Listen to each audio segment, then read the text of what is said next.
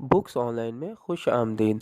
Subscribe कीजिए और bell icon पर क्लिक करके हमारे चैनल के लेटेस्ट नोटिफिकेशंस को ऑन कीजिए।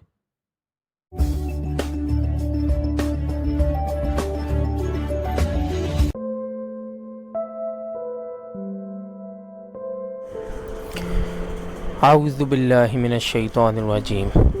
बिस्मिल्लाहिर रहमानिर रहीम। आज हम कुदरतुल्लाह शहाब की किताब शहाब नामा के 49वें हिस्से के साथ हाजिर हैं। आज हम इस किताब के जिस चैप्टर का आगाज़ करेंगे उसका नाम है सुराबे मंजिल। इस वक्त हम इस किताब का सफ़ा नंबर 409 पर मौजूद हैं।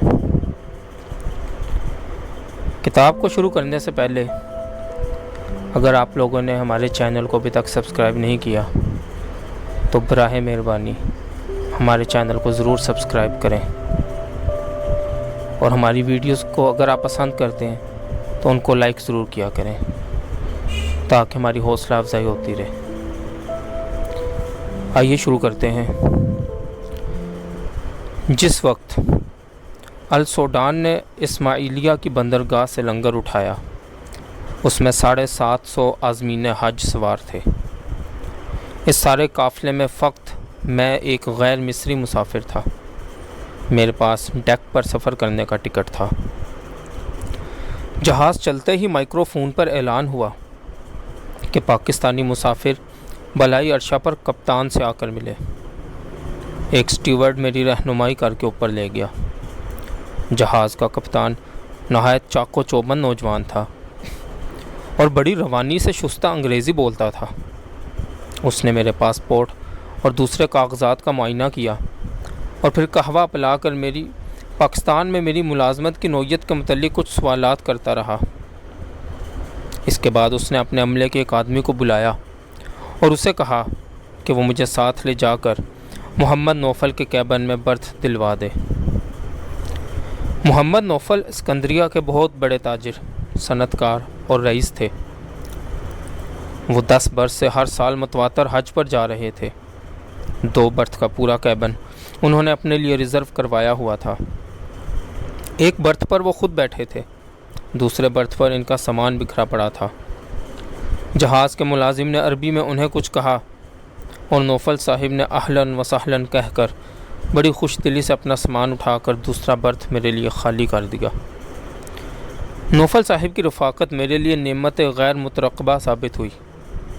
वो बड़ी अच्छी अंग्रेज़ी बोलते थे और मनासिक हज के मुतल्लिक़ मुझे उनसे नहायत मुफीद मालूमात हासिल हुई। पाकिस्तान के मुतल्लिक़ वो ज़्यादा ना जानते थे। शाम को मगरिब की नमाज के बाद उन्होंने बहुत से लोगों को अपने डेक पर जमा किया और फरमाइश की कि मैं उन्हें पाकिस्तान के मुतल्लिक़ कुछ बताऊँ। जहाज़ का कप्तान और उसके अमले के कुछ अफराद भी वहाँ आकर बैठ गए। कोई घंटा भर मैंने उन्हें तहरीक पाकिस्तान और क़याम पाकिस्तान के चीदा वाक़यात सुनाए। मैं अंग्रेज़ी में ठहर ठहर को बोलता था और नौफल साहब उसका अरबी में तर्जुमा करते जाते थे। आज़ादी के वक्त लाखों मुसलमानों की शहादत, औरतों की बेहुरमती और मुहाजिरीन के हालात सुनकर सबको बड़ी हैरत हुई। जब मैंने उन्हें पाकिस्तान की आबादी, रकबा और दीगर तफसीलात बताने के बाद ये कहा कि दुनिया की इस 5वीं बड़ी मुमलिकत का नस्बुल-ऐन यही है कि पाकिस्तान का मतलब क्या, ला इलाहा इल्लल्लाह, तो सारे मजमा ने बेसाख्ता कलमा तय्यबा का वर्द किया और फिर सब ने खड़े होकर पाकिस्तान के हक़ में दुआ मांगी। मोहम्मद नौफल साहिब बुलंद आवाज़ से दुआ के अल्फाज बोलते थे और बाकी सब लोग ज़ोर ज़ोर से आमीन आमीन कहते थे। उसके बाद कप्तान ने कहवा का ऑर्डर दिया। यके बाद दीगरे बहुत से लोगों ने मुझे कहवे के इतने फंजान पिलाए कि उसकी हिद्दत से मुझे रात भर कई बार नक्सीर फूटी। यूँ भी बहरे अहमर में गर्मी अपने पूरे शबाब पर थी। समुंदर की लहरें जहाज़ से टकराती थीं तो यूँ महसूस होता था जैसे हमारे चारों तरफ बड़ी बड़ी देगों में उबलता हुआ पानी जोश खा रहा है। हवा भाप की तरह गदली गदली सी थी और फ़िज़ा का सारा माहौल गर्म पानी में भीगते हुए कंबलों में लिपटा हुआ था। दिन भर कैबिन की खिड़की से हवा के झोंके खोलते हुए पानी के परनालों की तरह अंदर गिरते थे। रात को पोर्ट होल की हवा نیم گرم بخارات کی صورت اختیار کر لیتی تھی۔ کچھ کمروں میں بجلی کے پنکھے لگے ہوئے تھے، لیکن ان کی گردش رطوبت سے لدی ہوئی بوجھل ہوا کو اپنی جگہ سے ہلانے سے قاصر تھی۔ دھوپ میں آفتاب کی کرنیں لوہے کی گرم گرم سلاخوں کی طرح لٹک رہی تھیں، اور جہاز کے ہر مسافر کا چہرہ پسینے کی جھالر میں لپٹا ہوا تھا۔ اس کے باوجود عازمین حج کی ٹولیاں بڑے اطمینان سے عرشے پر جا بجا بیٹھی تھیں۔ کچھ لوگ تلاوت قرآن میں مصروف تھے، کچھ تسبیح کر رہے تھے، کچھ حج کی دعائیں یاد کرنے میں لگے ہوئے تھے۔ ایک کونے میں محمد نوفل صاحب بھی کرسی پر بیٹھے تھے اور کٹی ہوئی برف کی پوٹلی بار بار سر پر پھیر رہے تھے۔ دھوپ میں اطمینان سے بیٹھے ہوئے عازمین حج کی طرف دیکھ کر محمد نوفل نے سرد آہ بھری اور کہا، میں بھی ان لوگوں کا ہم وطن ہوں، لیکن ہمارے درمیان ایک بہت بڑا فرق ہے۔ یہ غریب لوگ ہیں، ان کے سینے میں قناعت کی اتنی خنکی ہے کہ گرم موسم کی شدت ان پر کوئی اثر نہیں کرتی۔ میرا معاملہ دوسرا ہے۔ میں بڑا کامیاب تاجر اور صنعت کار ہوں۔ میں جس کام میں ہاتھ ڈالتا ہوں اس پر خون برسنے لگتا ہے، لیکن میرا دل نہیں بھرتا۔ میرے اندر ہر وقت حرص کی بھٹی سلگتی رہتی ہے۔ سردی کے موسم میں بھی برف کے بغیر میری پیاس نہیں بجھتی۔ محمد نوفل نے برف کی ڈلی منہ میں ڈال کر کچھ دیر اسے چوسا اور پھر بولا، یہ تپش میرے مقدر میں لکھی ہے۔ میں اسے چھوڑنا بھی چاہوں تو چھوڑ نہیں سکتا، کیونکہ دولت کمانے کے علاوہ مجھے اور کوئی ہنر نہیں آتا۔ میں نے اسے ایک بزرگ کا مقولہ سنایا کہ دنیا کی مثال آدمی کے سایہ کسی ہے۔ اگر کوئی اپنے سایہ کی طرف دوڑے تو وہ اس کے آگے ہی آگے بھاگتا نظر آئے گا، اور اگر سایہ کو پس پشت ڈالے تو وہ خود اس کا پیچھا نہ چھوڑے۔ جو کوئی دنیا کو ترک کرتا ہے، دنیا اس کا پیچھا کرتی ہے اور ترک کرنے والے کو تلاش کرتی ہے، اور جو کوئی طلب دنیا میں کوشش کرتا ہے اسے للچا للچا کر کوسوں دور بھاگتی ہے۔ محمد نوفل نے مایوسی سے سر ہلا کر کہا، میرے لیے دونوں حالتیں یکساں ہیں۔ میں دنیا کے پیچھے بھاگوں یا دنیا میرے پیچھے بھاگے، دونوں صورتوں میں حرص کی آگ میرے تن من میں بدستور بھڑکتی رہتی ہے۔ محمد نوفل کا یہ 10واں حج تھا۔ ہر سال حج کے موقع پر وہ مکہ معظمہ اور مدینہ منورہ میں لاکھوں ریال کی خیرات بانٹ کر آتے تھے، لیکن انہوں نے بڑی حسرت سے کہا، حضوری کی جو کیفیت مجھے پہلے حج میں حاصل ہوئی تھی وہ بعد میں کبھی نصیب نہیں ہوئی۔ اس وقت میں بالکل غریب تھا اور میرے پاس معلم کی فیس ادا کرنے کے لیے بھی پوری رقم موجود نہ تھی۔ اب ریالوں سے بھرے ہوئے تھیلے مجھے اپنے حضور میں حاضر رکھتے ہیں۔ طواف کے دوران بھی اللہ تعالیٰ کا گھر مجھ سے ہزاروں میل دور رہتا ہے۔ اس قسم کی باتیں کرتے کرتے محمد نوفل کی چیخ نکل گئی اور وہ بے اختیار دھاڑے مار مار کر رونے لگا۔ رونے کی آواز سن کر بہت سے عازمین حج وہاں جمع ہو گئے۔ اپنے ملک کے اتنے بڑے رئیس پر گریہ وزاری کا یہ عالم دیکھ کر ان پر بھی رقت طاری ہو گئی، اور وہ بڑے خضوع و خشوع سے بآواز بلند کلمہ طیبہ کا ورد کرنے لگے۔ دیکھتے ہی دیکھتے ذکر کا یہ حلقہ پھیلتا گیا اور سارے عرشہ پر تل دھرنے کو جگہ باقی نہ رہی۔ اگلے روز نماز عشاء کے بعد اعلان ہوا کہ رات کے 11:30 بجے جہاز میقات حرم سے گزرے گا، اس لیے سب لوگ احرام باندھنے کی تیاری کر لیں۔ یہ اعلان سنتے ہی مسافروں میں بجلی کی رو دوڑ گئی اور سب لوگ احرام کی تیاریوں میں منہمک ہو گئے۔ ان میں بوڑھے بھی تھے، جوان بھی تھے، عورتیں بھی تھیں، مرد بھی تھے، اور ان سب کے ذوق و شوق میں پیا ملن کی آس رنگین پچکاریوں کی طرح سارے جہاز کو شرابور کر رہی تھی۔ 11:30 بجے تک سب مسافر احرام باندھ کر جہاز کے عرشوں پر جمع ہو گئے۔ 11:40 پر جہاز کا سائرن بجا اور 750 حاجیوں نے بیک زبان تلبیہ کا آواز بلند کیا، لبیک اللہم لبیک، لبیک لا شریک لک لبیک، ان الحمد والنعمت لک والملک لا شریک لک۔ اے اللہ، میں تیرے دربار میں حاضر ہو گیا، تیرا کوئی شریک نہیں۔ تحقیق ہر طرح کی تعریف اور نعمت تیرے لیے ہے اور ملک تیرے لیے ہے، تیرا کوئی شریک نہیں۔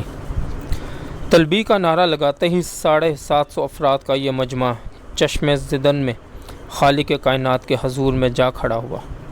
اس مجمع میں پاک باز بھی تھے، گناہ گار بھی تھے، ساہوکار بھی تھے، قناعت شعار بھی تھے، خوش اخلاق بھی تھے، ریاکار بھی تھے، عبادت گزار بھی تھے، غفلت کا شکار بھی تھے، لیکن اس وقت وہ سب بلا کسی امتیاز کے ایک ہی وردی میں ملبوس، ایک ہی قطار میں کھڑے ہوئے، ایک ہی کلمہ پڑھتے ہوئے اپنے پروردگار کی بارگاہ میں بیک وقت حاضر تھے۔ کسی فرشتے نے ان کے لیے رسائی کا دروازہ نہ کھولا تھا، کوئی ابلیس ان کی راہ میں رکاوٹ نہ بنا تھا۔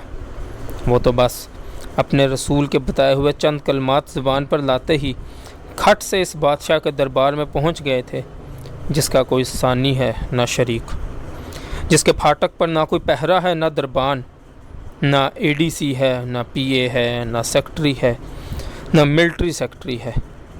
رات کے سناٹے میں تلبیح کی گونج کالی گھٹاؤں میں بجلی کی چمک کی طرح گونجتی تھی، جہاز کے انجن کی چھک چھک اور سمندر کی لہروں کی شاں شاں کسی کو سنائی نہ دیتی تھی۔ بحر احمر کا پانی کسی کو نظر نہ آتا تھا، آسمان کے تارے بھی سب کی آنکھوں سے اوجھل تھے۔ ساری کائنات ایک خلا بن گئی تھی، جس میں عبد اور معبود کے علاوہ اور کسی کا وجود باقی نہ رہا۔ اگلے روز صبح سویرے السودان جدہ کی بندرگاہ میں لنگر انداز ہو گیا۔ میرا جی چاہتا تھا کہ میں اس مقدس سرزمین پر سل کے بل اتروں، لیکن میرے ہاتھوں میں سامان اور سر پر گناہوں کی گٹھری تھی، اس لیے اس خواہش کو عملی جامہ پہنانے سے قاصر رہا۔ کسٹم ہاؤس کے آس پاس بہت سے معلموں کے وکیل اپنا اپنا دفتر لگائے بیٹھے تھے۔ ایک جگہ عبدالرزاق محبوب معلم کا بورڈ لٹکا ہوا تھا اور اس کے ارد گرد سلہٹ کے بہت سے بنگالی زائرین جمع تھے۔ معلم کا وکیل حساب لگا کر انہیں چیخ چیخ کر سمجھا رہا تھا کہ جس کے پاس 385 ریال کی رقم موجود نہیں، وہ نہ حج کے اخراجات پورے کر سکتا ہے اور نہ مدینہ منورہ کی زیارت سے فیض یاب ہو سکتا ہے۔ جو شخص اسے پوری رقم گن کر دکھا دیتا تھا، وکیل اس کا نام معلم کے رجسٹر میں درج کر لیا تھا۔ میں نے بھی 385 ریال نقد دکھا کر عبدالرزاق محبوب کو اپنا معلم مقرر کر دیا۔ اس وقت میرے پاس 1200 ریال کی رقم موجود تھی، اس میں سے 385 ریال اپنے لیے رکھ کر باقی 815 ریال میں نے چپکے سے شاکر میاں اور تفضل علی میں برابر بانٹ دیے، جو خالی ہاتھ تھے، اور معلم کے وکیل نے انہیں اپنے رجسٹر میں درج کرنے سے صاف انکار کر دیا تھا۔ شاکر میاں اور تفضل علی نے سمجھا کہ گرمی کی شدت سے میرا دماغ چل گیا ہے اور میں یہ حرکت دماغی توازن خراب ہو جانے کی وجہ سے کر رہا ہوں۔ انہوں نے یہ ساری بات معلم کے وکیل کو بتائی۔ وکیل نے بھی اس بات کی تائید کی کہ گرمی نے میرے دماغ میں خلل ڈالا ہوا ہے۔ جب میں نے بہت اصرار کیا تو وہ مجھے کسٹم ہاؤس کی پولیس چوکی میں لے گئے۔ ہم سب کے بیانات سن کر پولیس والوں نے حکم دیا کہ یہ رقم معلم کا وکیل اپنے پاس امانت رکھے۔ اگر 24 گھنٹے گزرنے کے بعد بھی میں اقرار کروں کہ میں یہ پیسے بقامی ہوش و حواس شاکر میاں اور تفضل علی کو دے رہا ہوں تو بے شک ان کو ادا کر دیے جائیں۔ جدہ کے حاجی کیمپ میں ہمارے معلم نے اپنی اسامیوں کو 2 حصوں میں تقسیم کر رکھا تھا۔ ایک طبقہ تو آسودہ حال حاجیوں کا تھا، جو معلم کی فیس کے علاوہ مکہ معظمہ میں اس سے رہائشی کمرے کرائے پر لینے کی توفیق بھی رکھتے تھے۔ دوسرا طبقہ ہمارے جیسے 385 ریال والوں کا تھا، جو بڑی مشکل سے صرف ضروری واجبات ادا کرنے کی پوزیشن میں تھے۔ جدہ سے مکہ روانگی کے وقت پہلے طبقہ کو بسوں کے اندر سیٹوں پر بٹھا دیا جاتا تھا اور ہمیں چھت پر جگہ ملتی تھی۔ ہماری بس آدھی رات کے قریب مکہ معظمہ میں داخل ہوئی۔ معلم عبدالرزاق محبوب کا 12-13 برس کا بیٹا ہمارے گروپ کو ایک گندے نالے کے کنارے لے گیا اور 30-35 گز زمین گھیر کر اسے ہماری اقامت گاہ قرار دے دیا۔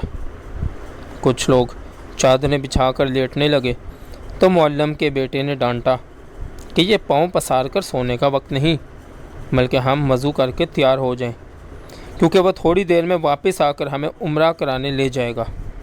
ہم نے بھاگ دوڑ کر کسی نہ کسی طرح وضو کیا اور معلم کے بیٹے کے انتظار میں بیٹھ گئے۔ وہ برخوردار 2.5-3 گھنٹے کے بعد نمودار ہوا اور ہم 20-25 آدمی اس کی رہنمائی میں تلبیہ پڑھتے ہوئے بیت اللہ شریف کی طرف روانہ ہو گئے۔ میں نے سن رکھا تھا کہ جو شخص حرم شریف میں داخل ہوتا ہے وہ اپنا جوتا، اپنے گناہوں کی گٹھری، اپنی دستار فضیلت اور اپنی بزرگی کا امامہ دروازے کے باہر چھوڑ جاتا ہے، اور کوئی نہیں کہہ سکتا کہ جب وہ باہر آئے گا تو اس کا جوتا یا اس کے گناہوں کی گٹھری یا اس کی فضیلت کی دستار یا اس کی بزرگی کا عمامہ اس کو واپس بھی ملے گا یا نہیں۔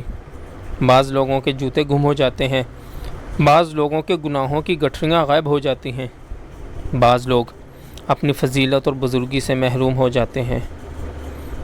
میرے پاس حرم شریف کے باہر چھوڑنے کے لیے اپنے پاؤں میں ربڑ کے چپل اور سر پر گناہوں کی گٹھری کے علاوہ اور کچھ نہ تھا۔ میں نے دل و جان سے دونوں کو اٹھا کر باہر پھینک مارا اور باب السلام کے راستے حرم شریف میں داخل ہو گیا۔ اندر قدم رکھتے ہی دم بھر کے لیے بجلی سی کوندی اور زمین کی کشش سکل گویا ختم ہو گئی۔ مجھے یوں محسوس ہونے لگا جیسے گاڑی کو مضبوط بریک لگا کر میرے وجود کو پنکچر شدہ ٹائر کی طرح جک لگا کر ہوا میں معلق کر دیا گیا ہو، جیسے میری پنڈلیوں کا گوشت ہڈیوں سے الگ ہو رہا ہو۔ میرے جسم کے اعضاء کا ایک دوسرے کے ساتھ رابطہ ٹوٹ سا گیا، ہاتھ بے لوچ ہو کر لٹک سے گئے اور سر بھمر میں پھنسے ہوئے خس و خاشاک کی طرح بے بسی سے چکر کاٹنے لگا۔ اس طرح اپاہج سا ہو کر میں طواف کے لیے آگے بڑھنے کی بجائے بے ساختہ لڑکھڑا کر وہیں بیٹھ گیا۔ نماز فجر کے بعد ہمارے معلم کا بیٹا حاجیوں کی ایک اور پارٹی کو عمرہ کرانے میرے قریب سے گزرا۔ ان کے ساتھ شامل ہونے کو جی تو چاہا لیکن ہمت نہ ہوئی۔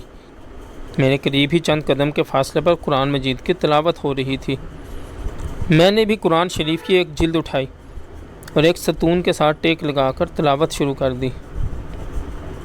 ابھی چند سطر نہیں پڑھ پایا تھا کہ مجھے نیند کے سخت جھونکے آنے لگے، جیسے کسی نے کلوروفارم سنگھا دیا ہو۔ اب یہ روگ جان کو لاگو ہو گیا کہ ویسے تو میں بالکل چوکس و بیدار رہتا تھا، لیکن قرآن شریف کھولتے ہی آنکھیں نیند کے خمار سے بے اختیار بند ہونے لگتی تھیں۔ کچھ دیر اس کشمکش کی اذیت جھیلنے کے بعد میں اٹھا اور باہر آ کر ڈھونڈتا بڑی مشکل سے اپنے جائے قیام پر واپس پہنچا۔ میرے کچھ ساتھی عمرہ کرنے کے بعد احرام کھول کر آرام سے سو رہے تھے، باقی زمین پر بیٹھے بیڑی پی رہے تھے۔ میں نے ان سے بیت الخلاء کے متعلق دریافت کیا تو انہوں نے ایک جانب اشارہ کر کے کہا کہ نالے کے ساتھ ساتھ سیدھے چلے جاؤ، 15-20 منٹ میں بیت الخلاء پہنچ جاؤ گے۔ کوئی نصف میل چلنے کے بعد ایک کچی چار دیواری آئی، اس میں بہت سے چھوٹے چھوٹے دروازے بنے ہوئے تھے۔ ہر دروازے کے سامنے لوگوں کی طویل قطار ہاتھوں میں لوٹے لیے منتظر کھڑی تھی۔ ایک شخص نے چند کرچ لے کر مجھے بھی پانی سے بھرا لوٹا دے دیا، جسے سنبھال کر میں بھی ایک قطار میں لگ گیا۔ کافی دیر کے بعد میری باری آئی۔ میں اندر گیا تو قدمچے کے اوپر تک بول و براز کا ڈھیر تیر رہا تھا۔ اندر جاتے ہی مجھے اس قدر زور کی کیا آئی کہ میں پھسل کر پخانے کے اس دلدل میں گر گیا۔ کمر سے اوپر تک میرا بدن اور احرام غلاظت سے بھر گیا اور میں اسی طرح بدبو اور تعفن میں شرابور نالے کے کنارے واپس پہنچا۔ راستے میں جو کوئی میرے قریب سے گزرتا تھا وہ فوراً گھن کھا کر ناک پر ہاتھ یا کپڑا رکھ لیتا تھا۔ میرے ساتھی بھی میری اس حیت قضائی پر خوب ہنسے اور چھی چھی کر کے مجھے اپنی جگہ سے دور بٹھا دیا۔ میرے پاس دوسرا احرام نہ تھا۔ میں نے ایک بنگالی ساتھی سے لنگی مانگی اور اسے باندھ کر احرام دھویا اور غسل کیا۔ ظہر کی نماز تک نہا دھو کر میں نے پھر حرم شریف کی راہ لی۔ اب میرے ظاہر سے تو کسی کو بدبو نہ آ رہی تھی، لیکن اپنے اندر کے تعفن سے میرا دماغ بری طرح پھٹ رہا تھا۔ میں نے کہیں پڑھا تھا کہ حج کے ایام میں 360 اولیاء اللہ ہر وقت حرم شریف میں حاضر رہتے ہیں۔ میں نے حتیم میں کھڑے ہو کر زور زور سے پکارنا شروع کر دیا کہ آپ لوگ جو 360 کی تعداد میں یہاں فوج در فوج موجود ہیں، آخر آپ کس مرض کی دوا ہیں؟ میرے پاؤں میں زنجیر پڑی ہوئی ہے اور میں اب تک عمرہ ادا نہیں کر سکا۔ میری آنکھوں میں نیند کا خمار چھایا رہتا ہے اور میں قرآن شریف کی تلاوت سے معذور ہوں۔ کیا آپ حضرات کے پاس ایسے مریض کا کوئی علاج نہیں ہے؟ میرا خیال تھا کہ میری پکار سن کر حرم شریف کے چاروں کونوں سے نورانی صورت والے خرقہ پوش بزرگ بھاگتے ہوئے آئیں گے اور میرا ہاتھ پکڑ کر مجھے میری مشکل سے نجات دلوائیں گے، لیکن ایسا کوئی واقعہ رونما نہ ہوا۔ البتہ اس کے بعد رفتہ رفتہ میرے پاؤں طواف کے لیے آزاد ہو گئے اور میری آنکھوں میں تلاوت کے لیے بیداری آ گئی۔ نالے کے کنارے میرے بالکل قریب بہاولپور کے خاندان نے ڈیرا لگایا ہوا تھا۔ ایک بوڑھے میاں بیوی کے ساتھ ان کی جوان بہو تھی۔ بڑے میاں تو خاموش بیٹھے حقہ پیتے رہتے تھے، لیکن ساس اور بہو میں بات بات پر بڑی طویل لڑائی ہوا کرتی تھی۔ لڑائی میں ہار اکثر بہو کی ہوتی تھی، اور ہر شکست کے بعد وہ روتی ہوئی اٹھ کھڑی ہوتی تھی اور ساس سے کہتی تھی، اچھا تم نے جتنا ظلم کرنا ہے مجھ پر کر لو، میں ابھی جا کر طواف کرتی ہوں اور اللہ میاں کے پاس اپنی فریاد پہنچاتی ہوں۔ یہ دھمکی سنتے ہی اس کی ساس فوراً پسیج جاتی تھی اور بہو کا دامن پکڑ کر بڑی لجاجت سے کہتی تھی، نہ بیٹی نہ، تو میری بیٹی ہے، ایسی غلطی نہ کرنا، خواہ مخواہ کوئی الٹی سیدھی بات منہ سے نہ نکال بیٹھنا، طواف میں جو منہ سے نکل جائے وہ پورا ہو کے رہتا ہے۔ یہ ڈرامہ رات دن میں کئی بار ہوتا تھا۔ ایک روز بڑی شدید گرمی تھی۔ دوپہر کے وقت اچانک آندھی آئی اور خوب تیز بارش ہونے لگی۔ نالے کے کنارے مقیم حاجیوں کا سامان کیچڑ میں لت پت ہو گیا۔ اب ساس اور بہو میں بڑی سخت چخ چخ ہونے لگی۔ غصے میں آ کر ساس نے بہو کو چوٹی سے پکڑ لیا اور اسے جھنجھوڑ جھنجھوڑ کر کہنے لگی، آج صبح طواف میں یہ حرام زادی کہہ رہی تھی، اللہ میاں بڑی گرمی ہے، اللہ میاں بڑی گرمی ہے، اللہ میاں بارش، اللہ میاں بارش۔ ارے کالے منہ والی، تمہیں پتہ نہیں یہاں ہر دعا قبول ہو جاتی ہے، لے اب بارش کا مزہ چکھ، اب یہ سامان تیرا باپ آ کے سکھائے گا۔ اس خاندان سے ذرا ہٹ کر ایک جوان جوڑے کا بسیرا تھا۔ یہ میاں بیوی بے اولاد تھے اور بچے کی آرزو لے کر حج کرنے آئے تھے۔ اپنا پہلا طواف کر کے یہ واپس آئے تو بیوی نے بڑے وثوق سے کہا کہ اب ان کی مراد ضرور پوری ہو جائے گی، کیونکہ طواف کے دوران اس نے اللہ تعالیٰ سے بچے کے علاوہ اور کچھ نہیں مانگا۔ لڑکا مانگا تھا یا صرف بچہ مانگا تھا؟ خاوند نے وکیلوں کی طرح جرح کی، لڑکے کی بات تو میں نے کوئی نہیں کی، فقط بچہ مانگنے کی دعا کرتی رہی۔ بیوی نے جواب دیا، رہی نا اوت کی اوت۔ خاوند نے بگڑ کر کہا، اب اللہ کی مرضی ہے، چاہے تو لڑکا دے چاہے تو لڑکی دے، اب وہ تجھ سے پوچھنے تھوڑی آئے گا۔ اس وقت لڑکے کی شرط لگا دیتی تو لڑکا ہی ملتا، یہاں کی دعا کبھی نامنظور نہیں ہوتی۔ یہ سن کر بیچاری بیوی بھی کفِ افسوس ملنے لگی، پھر چہک کر بولی، کوئی بات نہیں، تم کچھ فکر نہ کرو، ابھی بہت سے طواف باقی ہیں، اگلی بار میں اپنے خداوند کو لڑکے کے لیے راضی کر لوں گی۔ ان سیدھے سادھے مسلمانوں کا ایمان اس قدر راسخ تھا کہ خانہ کعبہ کے گرد طواف کرتے ہی وہ کوہ طور کی چوٹی پر پہنچ جاتے تھے اور اپنے معبود حقیقی سے راز و نیاز کر کے نفس مطمئنہ کا انعام پاتے تھے۔ ان سب کو حق الیقین کی دولت حاصل تھی اور وہ بڑی بے تکلفی سے اپنی اپنی فرمائشیں رب کعبہ کے حضور پیش کر کے کھٹاکھٹ قبولیت کی مہر لگوا لیتے تھے۔ ان کے مقابلے میں مجھے اپنی نمازیں، اپنے طواف اور اپنی دعائیں بے حد سطحی اور کھوکھلی اور بے جان اور جھالی اور نقلی اور فرضی نظر آنے لگیں۔ میرا جی چاہتا تھا کہ میں اس لڑاکا ساس اور بہو اور اس نوجوان کی بے اولاد بیوی کے پاؤں کی خاک تبرک کے طور پر اپنے سر پر ڈالوں، تاکہ کسی طرح مجھے بھی ان کے یقین محکم کا ایک چھوٹا سا ذرہ نصیب ہو۔ مینا کے لیے روانگی کا دن مقرر ہوتے ہی مجھے شدید لرزے کے ساتھ بخار آنے لگا اور ساتھ ہی بڑے زور کی نکسیر چلنے لگی۔ میری علالت کی خبر سن کر معلم عبدالرزاق محبوب بنفس نفیس نالے کے کنارے آیا اور میری نبض دیکھ کر بولا کہ مینا اور عرفات میں بڑی سخت گرمی ہوگی، اس حالت میں وہ مجھے اپنے ساتھ ہرگز نہیں لے جا سکتا۔ دوسرے حاجیوں کو اس نے تاکید کی کہ نماز فجر کے فوراً بعد وہ بس پر سوار ہونے کے لیے اس کے ڈیرے کے سامنے جمع ہو جائیں۔ معلم کا حکم سن کر میرے بعض ساتھیوں نے میرے ساتھ ہمدردی کا اظہار کیا، بعض نے تسلی دی کہ کوئی بات نہیں، زندگی رہی تو انشاءاللہ حج پھر کبھی نصیب ہو جائے گا، بعض نے تاسفانہ سر ہلایا اور خاموش رہے۔ لیکن بہاولپوری بہو کی لڑاکا ساس کڑک کر بولی، تم جوان آدمی ہو، یہاں ڈھیری ڈھا کر لمبے کیوں پڑے ہو؟ جاؤ اٹھ کر طواف کرو، اللہ میاں یہاں تک لایا ہے تو اب خالی ہاتھ واپس بھیجتے اسے شرم نہ آئے گی؟ میں اٹھ کر چلنے لگا تو چلا نہ جاتا تھا۔ نکاحت کے مارے میرا برا حال تھا۔ یہ دیکھ کر اس بے اولاد بیوی کا جوان سال میاں اٹھ کر آیا اور میرا ہاتھ پکڑ کر بولا، آؤ میں تمہیں طواف کرا لاتا ہوں۔ مطاف میں بڑا ہجوم تھا، لیکن اس نوجوان نے بڑی محنت سے سہارا دے کر مجھے طواف کرایا، ساتھ ہی بلند آواز سے میرے لیے دعا بھی مانگتا جاتا تھا۔ اس دعا اور طواف نے میری ہمت بندھائی اور اس کے بعد میں نے خود ہی کئی طواف اور بھی کیے۔ صبح سویرے میں بھی تازہ دم تھا اور اپنے دوسرے ساتھیوں کے ساتھ معلم صاحب کے ڈیرے پر جا پہنچا۔ وہاں پر صرف ایک بس کھڑی تھی جو سواریوں سے اٹاٹ بھری ہوئی تھی۔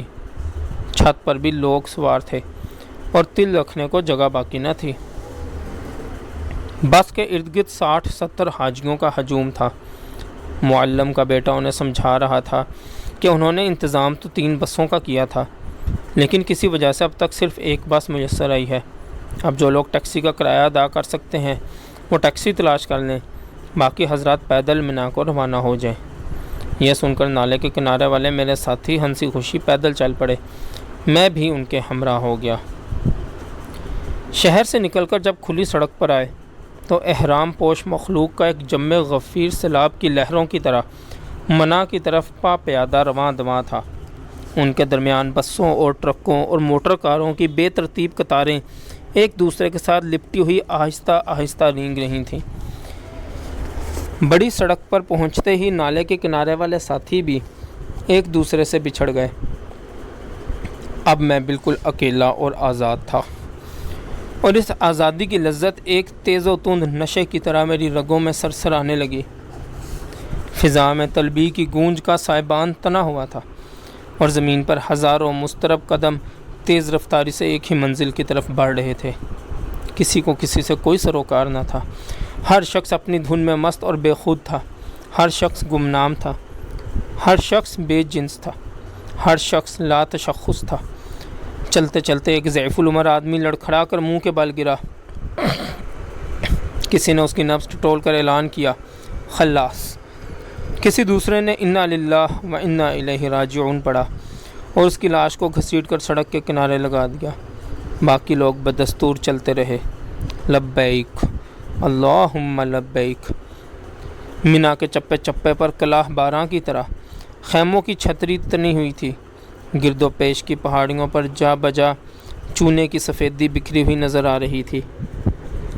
قریب جا کر دیکھا تو یہ چونے کی کلی نہ تھی، بلکہ احرام پوش حاجیوں کے گروہ تھے جو پہاڑوں کی ڈھلوانوں پر بسیرا ڈالے بیٹھے تھے۔ ان کی تقلید میں نے بھی ایک چٹان کے سائے میں پناہ ڈھونڈ لی۔ اگلی صبح لاکھوں کا یہ قافلہ میدان عرفات کی جانب روانہ ہوا۔ ان کے پیچھے پیچھے میں بھی وہاں پہنچا۔ کچھ لوگوں نے جبل رحمت کے دامن میں بیٹھ کر وقوف کیا۔ میں نے بھی کہیں قریب ہی جگہ ڈھونڈ لی۔ شام کو سب کے پیچھے پیچھے مزدلفہ پہنچا۔ مزدلفہ کی چاندنی رات ختم ہوتے ہی اس عظیم الشان تنہائی کے لمحات بھی رخصت ہو گئے جو منا اور عرفات اور مزدلفہ میں لاکھوں کے ہجوم نے مجھے عطا کیے تھے۔ دشت و بیابان اور کنج عزلت کی تنہائی میں سکوت ہوتا ہے، ہجوم عرفات کی تنہائی میں سکون ہی سکون تھا۔ منا واپس پہنچ کر قربانی کے مقام پر اچانک میری مڈ بھیڑ اپنے معلم عبدالرزاق محبوب سے ہو گئی۔ وہ بڑا خوش تھا کہ میں اس کے لیے کسی جگہ بھی درد سر نہیں بنا۔ انعام کے طور پر اس نے قربانی کے سلسلے میں میری خاطر خواہ مدد کی، اور دوسرے روز جب ہم مکہ معظمہ کو واپس لوٹے تو مجھے اپنے بس کی چھت پر بیٹھنے کی اجازت بھی مرحمت فرمائی۔ مکہ معظمہ واپس آتے ہی میرے سر پر مدینہ منورہ پہنچنے کی دھن سوار ہو گئی، لیکن معلم عبدالرزاق نے بڑی سنگ دلی سے مجھے سمجھایا کہ میرے مدینہ شریف روانہ ہونے کی تاریخ سعودی حکومت سے مقرر ہو کر آئے گی۔ اس وقت تک میں صبر سے کام لوں اور بار بار اپنا پاسپورٹ مانگ کر اسے دکھ نہ کروں۔ ساتھ ہی اس نے یہ دھمکی بھی دی کہ اگر میں نے مدینہ کی رٹ لگا کر اسے زیادہ تنگ کیا تو وہ رئیس المعلمین کے پاس میری شکایت کر دے گا، اور رئیس المعلمین کو اختیار ہے کہ وہ میرا پاسپورٹ ضبط کر کے مجھے پولیس کے حوالے کر دے۔ معلم کی طرف سے مایوس ہو کر میں نے خانہ کعبہ کی راہ لی۔ راستے میں چلتے چلتے میں دل ہی دل میں بڑی چال بازی اور چابک دستی اور بڑی فنکاری سے ایسے دعائیہ فکرے تراشتا خراشتا رہا جن سے یہ مطلب نہ نکلے کہ میں خدا نخواستہ مکہ معظمہ سے تنگ آ کر یہاں سے بھاگنا چاہتا ہوں۔ بلکہ جن سے فقط یہ ظاہر ہو کہ میں اللہ کے رسول مقبول صلی اللہ علیہ وآلہ وسلم کی عقیدت میں مدینہ منورہ جانے کے لیے بےتاب ہوں۔ میں اسی ادھیڑ بن میں چلا جا رہا تھا کہ سڑک پر سامنے سے پاکستان ایمبیسی کی ایک کار آتی ہوئی دکھائی دی۔ کار میں سفارت خانے کا کچھ عملہ سوار تھا۔ ان میں سے ایک صاحب مجھے پہچانتے تھے۔ انہوں نے کار روکی اور الیک سلیک کے بعد چھوٹتے ہی پوچھا، آپ مدینہ منورہ چلیں گے؟ جی ہاں ضرور، میں نے بوکھلا کر کہا، لیکن کیسے؟ انہوں نے بتایا کہ خشکی کے راستے آیا ہوا پاکستانی حاجیوں کا ایک قافلہ آج شام جدہ سے مدینہ منورہ روانہ ہو رہا ہے۔ اگر میں اس میں شامل ہونا چاہوں تو ابھی ان کے ساتھ کار میں بیٹھ کر جدہ روانہ ہو جاؤں۔ میں نے بھاگ دوڑ کر رواروی میں الوداعی طواف کیا، نالے کے کنارے سے اپنے سامان کی پوٹلی اٹھائی۔ ایمبیسی کے عملے نے میرے معلم سے میرا پاسپورٹ وصول کیا اور پورے 3.5 گھنٹے کے اندر میں راولپنڈی کی حج ٹرانسپورٹ کمپنی کے قافلے میں بیٹھا ہوا جدہ سے بسوئے مدینہ روانہ تھا۔ آنکھوں شہرے کے آ جا دل براست۔ اس زمانے میں جدہ سے مدینہ منورہ جانے والی سڑک پکی نہ تھی، بس ایک کشادہ سا روڑے دار راستہ تھا جو کہیں سے کچا تھا، کہیں سے سنگلاخ تھا، کہیں اونچا تھا، کہیں نیچا تھا، اور بسیں اور ٹرک اور موٹر گاڑیاں اس پر ہچکولے کھاتی کشاں کشاں چلتی رہتی تھیں۔ شدید گرمی کی وجہ سے دن کے بیشتر حصے میں ٹریفک بند رہتا تھا اور ساری رات اس پر گاڑیوں کی گہما گہمی رہتی تھی۔ ہمارا قافلہ بھی رات بھر چلتا رہا اور صبح 10 بجے کے قریب مدینہ منورہ سے 4-5 میل اس طرف رک گیا۔ یہاں پر ایک کنواں تھا جس پر رہٹ چل رہا تھا۔ قافلے والوں نے یہاں اتر کر غسل کیا اور نئے کپڑے پہنے۔ کچھ عقیدت مند بسوں پر دوبارہ سوار ہونے کی بجائے یہاں سے احتراماً پیدل چلنے لگے۔ میں بھی ان کے پیچھے پیچھے پیدل روانہ ہو گیا۔ تھوڑی دور چل کر خیال آیا کہ دیار حبیب صلی اللہ علیہ وسلم میں جوتے پہن کر داخل ہونا بھی ایک طرح کی بے ادبی ہے۔ میں نے فوراً اپنے چپل کھول کر ہاتھ میں اٹھا لیے اور برہنہ پا چلنے لگا۔ دھوپ میں تپتے ہوئے سنگریزوں پر پاؤں پڑتے ہی میرے تلووں میں آگ کے شعلے سے لپکے اور حرارت کی لہریں بجلی کی کرنٹ کی طرح میرے جسم میں پھیل کر دماغ سے ٹکرانے لگیں۔ میں نے ادھر ادھر دیکھ کر چپکے سے اپنی چپل دوبارہ پہن لیے۔ اپنے جذبہ احترام کے اس بودے پن پر مجھے اس قدر جھنجھلاہٹ اور ندامت محسوس ہوئی کہ میں نے اپنے چپل پھر کھولے اور انہیں اٹھا کر سڑک سے دور جھاڑیوں میں پھینک دیا۔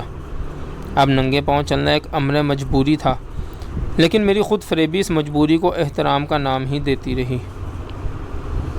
1.5 گھنٹہ چلنے کے بعد ایک موڑ آیا جس کی گولائی پر چند گاڑیاں رکی ہوئی تھیں اور بہت سے لوگ سڑک پر کھڑے والہانہ انداز میں درود و سلام پڑھ رہے تھے۔ یہ اس بات کی علامت تھی کہ ان حضرات کو اپنا گوہر مقصود نظر آ گیا ہے۔ میری عمر اس وقت 32-33 برس تھی۔ اس طویل عرصہ میں میری آنکھوں نے زندگی کی کثافت اور رذالت اور رقاقت اور خباثت کے علاوہ اور کچھ بہت کم دیکھا تھا۔ اب جی چاہتا تھا کہ گنبد خضرا پر نگاہ ڈھالنے سے پہلے ان گناہ گار آنکھوں کو کسی قدر صاف کر دوں۔ اس مقصد کے لیے شاہراہ مدینہ کی خاک سے بہتر اور کیا چیز ہو سکتی تھی۔ میں نے اضطرارً چلتی ہوئی سڑک سے خاک کی ایک چٹکی اٹھائی اور اسے اپنی آنکھوں کا سرما بنا لیا۔ مسجد نبوی تک پہنچتے پہنچتے میری آنکھیں سرخ ہو کر سوج گئیں اور راستہ نظر آنا مشکل ہو گیا۔ قدم قدم پر راہگیروں سے ٹکر لگتی تھی۔ مجھے اندھا سمجھ کر ایک بھلے آدمی نے میری رہنمائی کی اور مجھے باب جبریل تک پہنچا دیا۔ باب جبریل پر عاشقان رسول صلی اللہ علیہ وسلم کا ہجوم تھا۔ اندر جانے والوں اور باہر آنے کا غیر منقطع تانتا بندھا ہوا تھا۔ ایک نورانی صورت بزرگ چٹائی پر بیٹھے لوگوں کے جوتے سنبھالنے میں مصروف تھے۔ میری آنکھوں میں اب تک دھند سی چھائی ہوئی تھی اور بھیڑ کے ریلے میں پھنس کر مجھے یہ معلوم نہ تھا کہ میں آگے بڑھ رہا ہوں یا پیچھے جا رہا ہوں۔ ایک مقام پر چند لوگوں سے ٹکرا کر بری طرح لڑکھڑایا اور جوتوں کے ڈھیر پر اوندھے منہ گر پڑا۔ جوتوں کی رکھوالی کرنے والے صاحب نے سہارا دے کر مجھے اٹھایا اور اپنے پاس چٹائی پر بٹھا لیا۔ وہ ٹوٹی پھوٹی اردو بول لیتے تھے۔ میری آنکھیں سوجی ہوئیں اور سانس پھولی ہوئی تھیں۔ اپنی سراہی سے پانی کا گلاس پلا کر انہوں نے ازراہ ہمدردی دریافت کیا کہ میری آنکھوں کو کیا مرض لاحق ہے۔ میں نے شاہراہ مدینہ کی خاک کی چٹکی والا واقعہ بے کم و کاست بیان کر دیا۔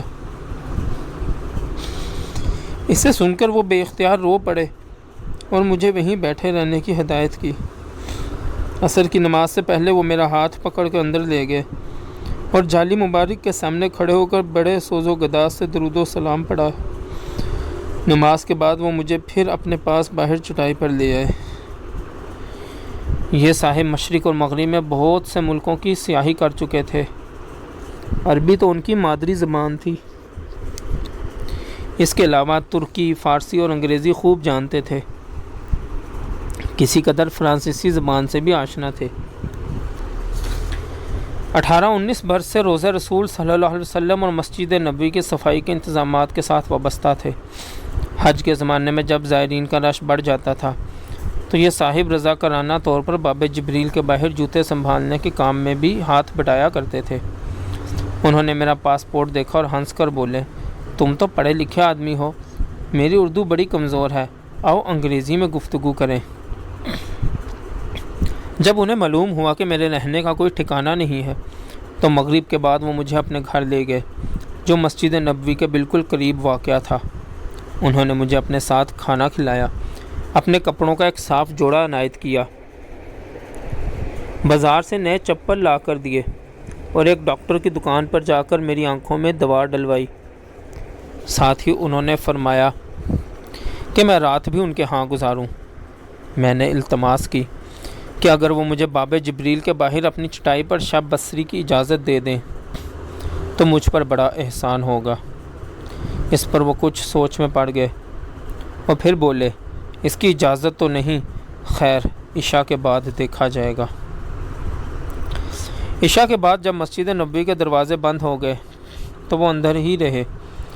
1.5-2 گھنٹے کے بعد اپنے سرکاری فرائض سے فارغ ہو کر باہر آئے اور مجھے ایک کاغذ دیا جس پر عربی میں کچھ لکھا ہوا تھا اور نیچے مہر لگی ہوئی تھی۔ فرمایا، تم اس چٹائی پر رات گزار سکتے ہو، اگر کوئی اعتراض کرے تو یہ اجازت نامہ دکھا دینا۔ تہجد کی اذان ہونے تک کئی صفائیوں نے آ کر مجھے ٹوکا، لیکن اجازت نامہ دیکھ کر وہ خاموش ہو جاتے تھے۔ ایک روز تو جوتے رکھنے والے صاحب نے اپنی کرم فرمائی کی انتہا کر دی۔ عشاء کے بعد جب مسجد نبوی کے دروازے بند ہونے لگے تو انہوں نے مجھے باہر نکالا اور تہجد کی اذان تک اپنے ساتھ اندر ہی رہنے دیا، اور تھوڑی دیر کے لیے جالی مبارک کے اندر اس عرش بری جیسی مقدس زمین پر مجھے اپنی پلکوں سے جاروب کشی کی اجازت بھی عطا فرمائی۔ اگلے روز انہوں نے مجھے مدینہ منورہ سے رخصت کر دیا۔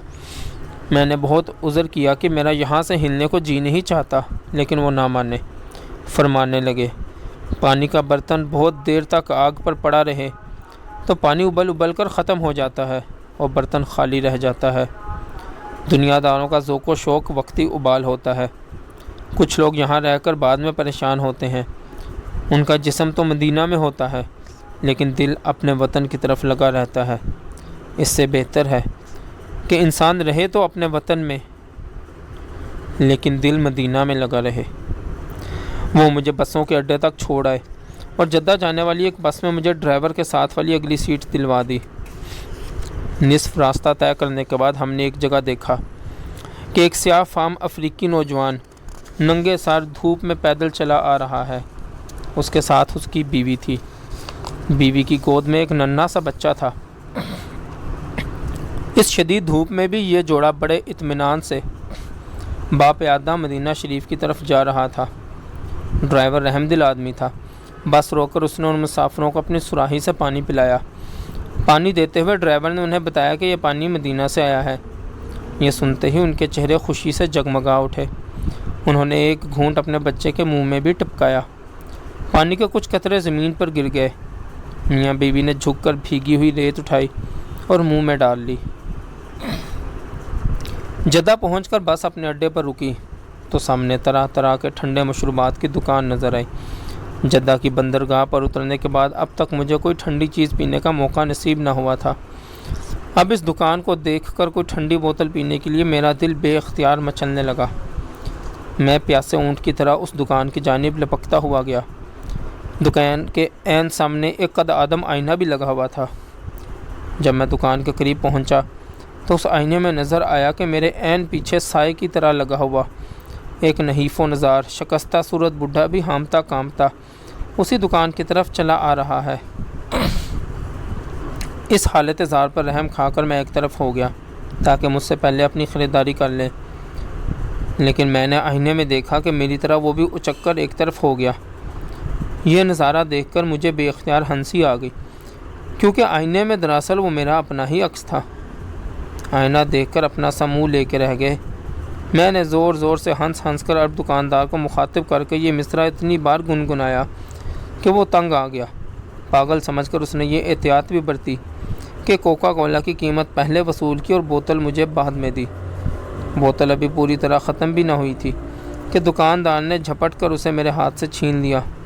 غالباً اسے یہ گمان گزرا ہوگا کہ یہ مخبوط الحواس شخص کہیں خالی بوتل کو پتھر پر مار کر توڑ نہ ڈالے۔ اپنی اس حیت قضائی پر کچھ حیران، کچھ پریشان اور کسی قدر خوشی میں یہ شعر گنگناتا ہوا حاجی کیمپ کی جانب روانہ ہو گیا۔ میرا ایک کھیل خلقت نے بنایا، تماشا دیکھنے بھی تو نہ آیا۔ حاجی کیمپ میں معلم عبدالرزاق محبوب کا دفتر حاجیوں سے بدستور بھرا ہوا تھا۔ مکہ معظمہ میں نالے کے کنارے والے میرے چند سلہٹی ساتھی بھی وہاں بیٹھے تھے۔ ان میں سے ایک نے مجھے دیکھتے ہی کہا، بابو، ہم نے خواب دیکھا کہ عبدالمصور نے 10 ریال رشوت لے کر تمہارا ریٹرن ٹکٹ بنا دیا ہے۔ ریٹرن ٹکٹ کا لفظ سنتے ہی میرا دل بلیوں اچھلنے لگا اور میں نے بے صبری سے پوچھا، عبدالمصور کون ہے؟ بڑا چھٹا ہوا بدماش ہے، سلہٹی ساتھی نے کہا۔ نواکھلی میں 10 نمبری گنڈا تھا، اب بھاگ کر کئی برس سے یہاں آ بیٹھا ہے، حاجیوں کو گھیر گھار کر پیسے بٹورتا ہے۔ اس وقت وہ کہاں ہوگا؟ میں نے پوچھا۔ یہیں کہیں حاجی کیمپ میں بیٹھا کسی کو ٹھگ رہا ہوگا، اول درجے کا لفنگا ہے، خدا کے لیے مجھے اس سے ملاؤ۔ میں نے منت کی۔ میرے سلہٹی ساتھی نے بہت منع کیا کہ میں اس لپاٹیے کے چکر میں نہ پڑوں، لیکن میری مسلسل منت سماج جب تک وہ میرے ساتھ چل کر اسے تلاش کرنے پر راضی ہو گیا۔ بڑی تگ و دو کے بعد وہ ایک چائے کی دکان پر بیٹھا مل گیا۔ میں نے اپنا سمندری جہاز کا ٹکٹ نکال کر اسے دکھایا اور کہا، بھائی عبدالمصور، یہ جدہ سے کراچی کا ٹکٹ ہے، میری درخواست ہے تم اسے ریٹرن ٹکٹ بنوا دو۔ عبدالمصور نے بڑے زور کا کہا لگایا، اللہ کی نگری میں واپس آنے کا ٹکٹ یہاں نہیں بنتا، اوپر بنتا ہے۔ اس نے آسمان کی طرف اشارہ کر کے کہا۔ میں نے 10 ریال اس کے ہاتھ پر رکھ کر کہا، بھائی اوپر ہی سے بنوا دو۔ عبدالمصور نے 10 ریال جیب میں ڈالے، ہاتھ اٹھا کر بنگالی زبان میں کچھ من کی اور بولا، چلو ریٹرن ٹکٹ تو ہو گیا، اب چائے پلاؤ۔ دکان پر بیٹھے ہوئے کچھ لوگ یہ تماشا دیکھ کر خوب ہنسے۔ انہوں نے عبدالمصور پر بہت سی پھپتیاں کسیں اور میرا بھی خوب مذاق اڑایا۔ میرے سلہٹی دوستوں نے میری چھیڑ ہی ریٹرن ٹکٹ ڈال دی۔ اب وہ مجھے میرے نام سے نہیں پکارتے تھے، بلکہ مذاق سے ریٹرن ٹکٹ کے لقب سے مخاطب کرتے تھے۔ لیکن سچ تو یہ ہے کہ بات آخر عبدالمصور کی ہی پوری ہوئی، کیونکہ اس کے بعد مجھے 1 بار اور حج اور 5 بار عمرہ ادا کرنے کی سعادت نصیب ہوئی۔ 2-3 روز بعد کراچی جانے والا جہاز جدہ کی بندرگاہ پر آ گیا۔ ہمارا امبیسی کا عملہ حاجیوں کو الوداع کہنے آیا ہوا تھا۔ انہوں نے جہاز میں مجھے ایک سنگل کیبن دلوایا جو ایئر کنڈیشنڈ تھا۔ اس میں فوم کے گدے کا برتھ تھا جس پر صاف ستھرا بستر لگا ہوا تھا۔ کیبن کا اپنا باتھ روم تھا۔ واش بیسن پر خوشبودار صابن کی نئی ٹکیاں پڑی تھی۔ دائیں بائیں مختلف سائز کے رنگدار تولیے لٹک رہے تھے۔ کیبن میں داخل ہوتے ہی میری انا کا بے لگام گھوڑا، جسے میں اپنی دانست میں مکہ معظمہ میں نالے کے کنارے چھوڑ آیا تھا، دولتیاں جھاڑتا سرپٹ بھاگتا ہوا آیا اور ہنہنا کر از سرنو اپنے تھان پر کھڑا ہو گیا۔ ساتھ ہی میرے ذہن میں حاجی امداد اللہ مہاجر مکی رحمۃ اللہ علیہ کی وہ غزل بھی دھند کی طرح چھا گئی جو حج کے دوران میری رگوں میں خون کی طرح رچ بس گئی تھی۔ یہ غزل ایک عجیب اور نادر فن پارہ ہے۔ ارکان حج، طواف کعبہ اور صاحب کعبہ کے حوالے سے ایک عاشق صادق کے جذب و مستی کا ایک بے مثال اظہار ہے۔ رفتم چوب مکہ ہوس کوئے تو کردم، دیدم رخ کعبہ ہوسے روئے تو کردم، محراب حرم گرچہ باپیش نظرم شد، من سجدہ لے درخم ابروئے تو کردم، در سعی و طواف و بحتیم بم قالبیں، ہر سمت تمنا رخ نکوئے تو کردم، لبیک دعا خاں ہما مخلوق بعرفات، چوں قبلہ نما من دل خود سوئے تو کردم، در عرصہ عرفات بپا حشر نمودم، چوں یاد من آ قامت دل جوئے تو کردم، قربانی حیواں بمنا میکند عالم، قربان سر خود من بسر کوئے تو کردم۔